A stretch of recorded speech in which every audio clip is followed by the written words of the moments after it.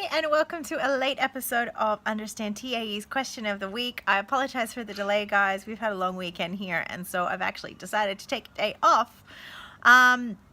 So this week we're going to be talking about internal audits, and I wanted to go over 3 different ways that you can actually do internal audits on your organization, focusing on 3 key areas, and that is basically your training and assessment strategies, your assessments, and your trainer files. And these are 3 of the big areas that are going to be hit at any audit. And so we'll just quickly touch on what you're going to be auditing, how you're going to do an audit, and how often.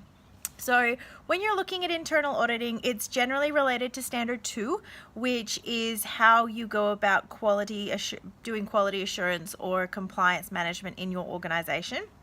And really what it boils down to is good business practices. So, you guys are offering services, and how are you ensuring that you are doing what you say and that you're offering the best quality? So when we start with the TAS, and that's because the TAS is really the primary document that's going to be addressed when you're talking about an audit scenario via ASQA or one of the regulators such as TAC or VRQA. The TAS is kind of the center. It's a live document for how you're running your courses. It explains who you're running your courses to, the time frames that you're delivering it in, who's actually delivering them, what sort of assessments you're using, and all of that sort of thing. So it crosses across a large range of the standards. Specifically, if you're auditing your TASs, I recommend that you look at clauses 1.1 to 1.6. That covers across a whole wide range of things, but if you're auditing specifically for those standards, then you're going to get a really good cross-reference. So how do you actually do this? So there's a couple of different ways. Certainly with short courses, my absolute preference is to actually go in and observe the class for the day. Obviously, let the assessor know that that's going to be happening ahead of time. You get a really good idea of exactly how the class gets broken down hour by hour, what part of it is training, what part of it is assessment.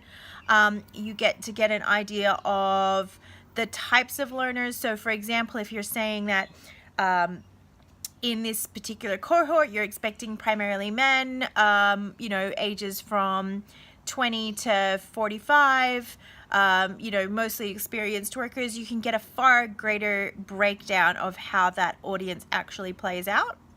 You get to see what part of the day is training and what part of the day is assessment, and a lot of TASs don't actually break this down in a lot of detail in relation to differentiating between training, formative assessment, and summative assessment. So you can get a really good idea of that and put a lot more detail into your TASs following on from that. You also get to do a check of your trainer skills, so you can build in observations on your trainers and give them some feedback.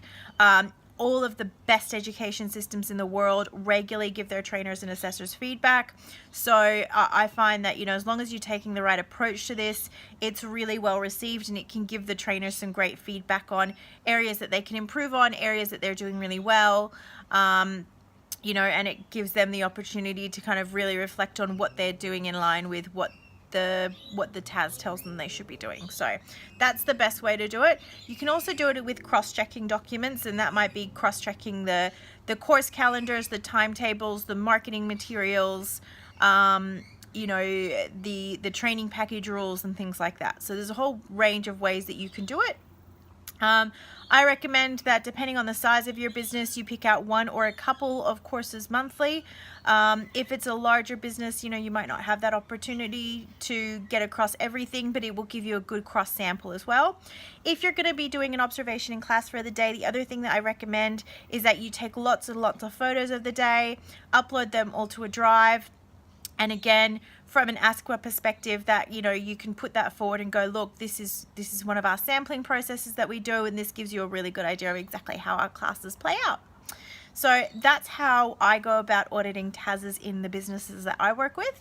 The second is obviously assessments, and assessments is going to be a big one. Assessments is standard 1.4, so does the training and assessment meet the training package requirements? 1.8 is our effective assessment, rules of evidence, principles of assessment. 1.12 can come into account if you're dealing with recognition of prior learning.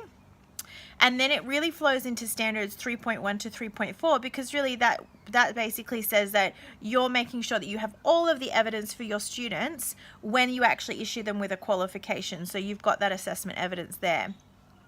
So what we recommend for this one is, this is obviously tying in very strongly to 1.9 to 1.11, which is your validation processes. And when you're dealing with validation, my preference is to do it in groups. The reason why I say it's preferential to do it in groups is because you get a much better understanding of the unit of competency.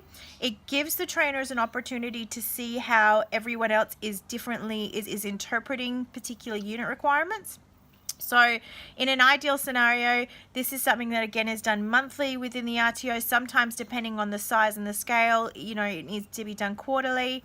It can be broken up into groups and things like that. But what I like to do is get a few trainers that all kind of work in the same area, get the assessment tools, get the units of competency, pull them all out, have a compliance person leading, or somebody who's done a lot of audits lead the actual day, because that will allow the trainers to get an understanding of the current perspectives of the regulator in relation to interpreting the requirements.